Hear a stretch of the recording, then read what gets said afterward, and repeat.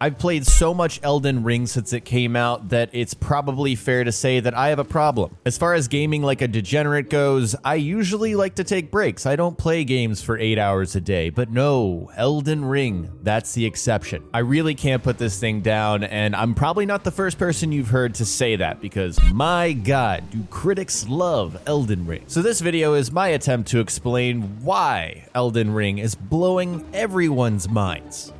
There's a lot going on, but for me, it's a lot of what the game does do, but also what it doesn't do. For starters, Elden Ring is just game. Elden Ring equals game. Scientists have been working for years to discover what the magic formula is for game, and I think Elden Ring is game. You might be wondering right now, what does it mean to be game? Well, I think we can all agree that game is meant to be played. And Elden Ring, man, it checks all the boxes on that. You can play Elden Ring. Once you click continue or new game and you load into Elden Ring, odds are you're going to be playing. The next thing game needs is story, and I think Elden Ring is a lot better about delivering story than any other Souls-like experience. You are tarnished, and you praise the fingers. No questions need to be asked. I'm not curious. I mean, I know that I praise the fingers, and that's it. By the way, I hope Fingers wins Best Actor of 2022 video games because the performance, it brings me to tears. And the next thing game needs is world, and boy, does Elden Ring have world. There's so much world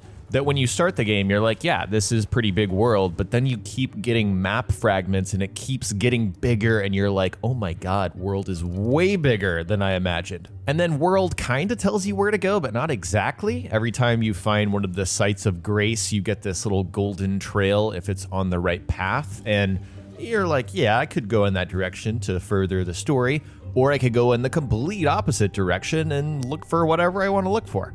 Okay, we're done with the stupid metaphor. Here's what I'm trying to say. Elden Ring is a game with no friction. It is simply a video game that drops you in, gives you the bare minimum of what you need for a video game, and then says, go do whatever you want. We've filled this world with interesting things to see and fun things to experience, but you know what? That experience, it's yours. It's not concerned with fancy graphics, although it is very technically impressive from the scale, and it's really beautiful. But I mean, it uses the same sound effects from the original Souls game. It doesn't have motion capture for its characters, for its NPCs. These are things that it's almost like FromSoftware knows gamers don't really care about, or it's just not important.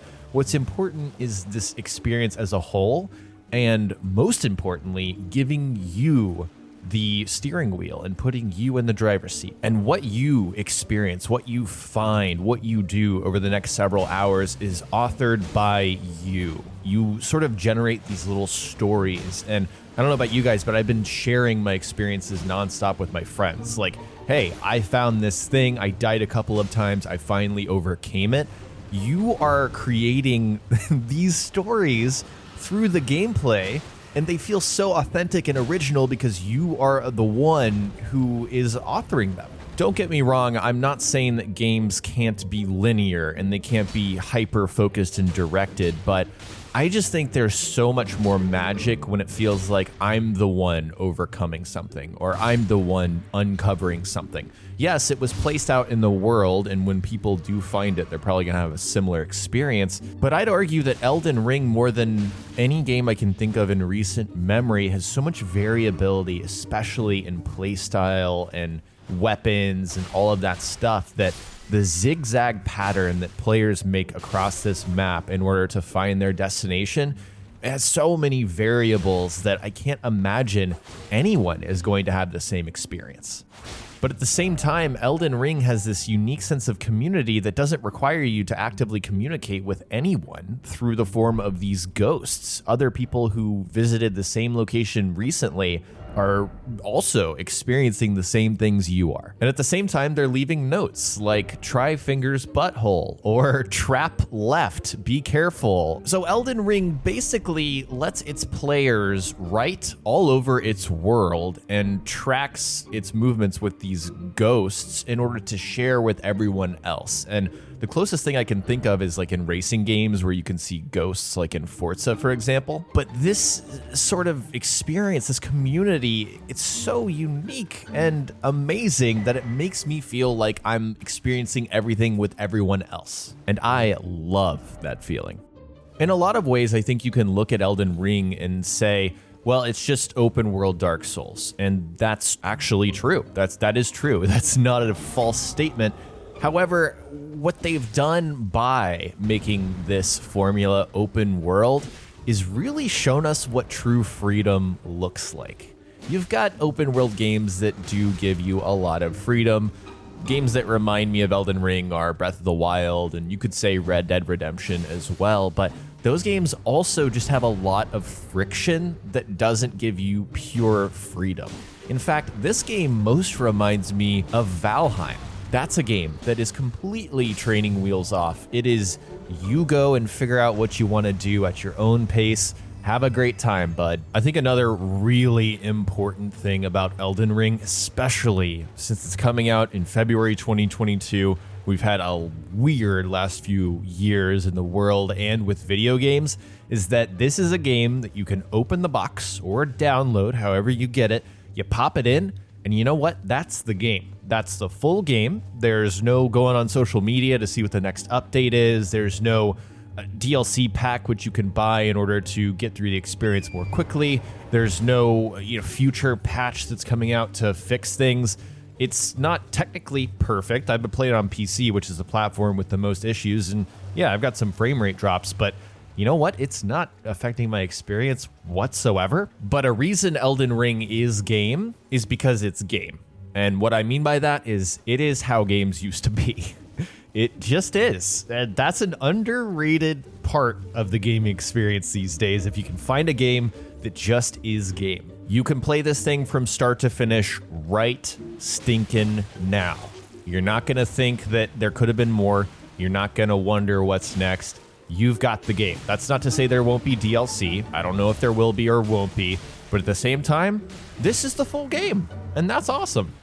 We haven't even talked about gameplay, and for the most part, that's because it's very similar to a Souls-like experience, except for the variability. There's way many more options, and it's just blowing my mind that I can dress like the king from Burger King and have claws like Wolverine or a twin blade like Darth Maul. But it really goes to illustrate how powerful this gameplay loop is, that FromSoftware can essentially do the same thing in all of its games, and it's still fun and amazing.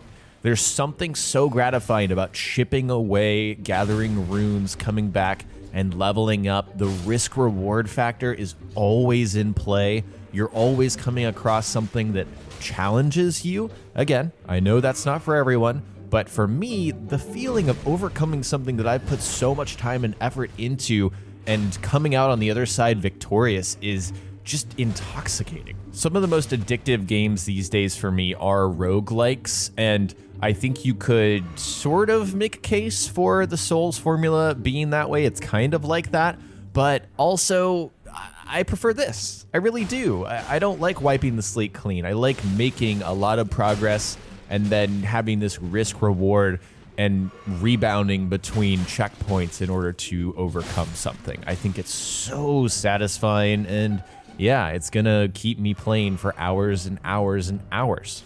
And then I want to circle back to this world and the scale, because I think we've had a lot of open worlds where you can tell it's like, wow, this is huge and big, but people don't really care about that anymore. It's more about what's in the world. It's the density. It's what's within the area that you're using, not how big the area is. Being in a fantasy setting allowed FromSoftware and their art, department to really just go insane, go crazy, and come up with the most imaginative things possible to fill out Elden Ring with so many wonderful, surprising, sometimes creepy, but really just awe-inspiring monsters and locations and everything. When you look at Red Dead, yeah, that's an old Western world. We know what to expect. When you look at Dying Light, it's a post-apocalypse with some zombies. There's some surprises, but it's still kind of what you expect. Same with Horizon. Elden Ring has the advantage of showing you things you've never even thought of or dreamed of, and a lot of them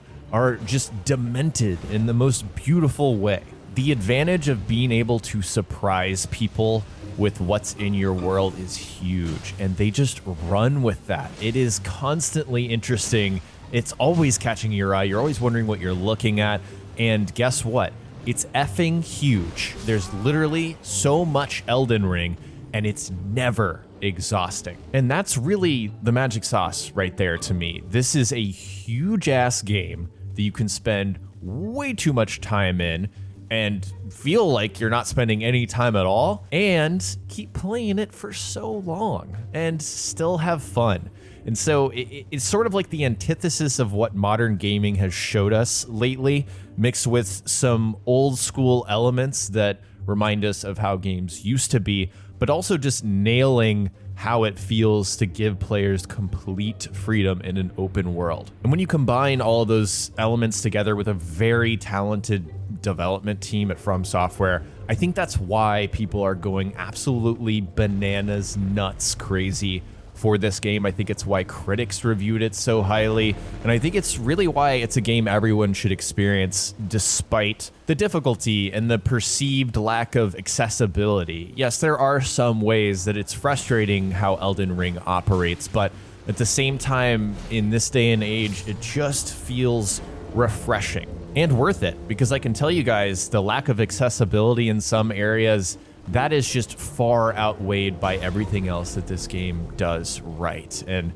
yeah, that's why I literally can't stop playing this. I've just stopped playing in order to make this one video, and then I'm gonna go back and keep playing, because that's literally all I'm thinking about. When a game hooks you like that, man, it just feels good. All right, guys, that is it. I hope you enjoyed this rambly commentary on Elden Ring. If you did, let me know in the comments section below. If you enjoyed, leave me a like. I'd appreciate it. Also, subscribe to the channel if you haven't already, and click that bell for notifications. Thank you guys so much for watching, and I'll talk to you next time. Maybe, if I can stop playing Elden Ring.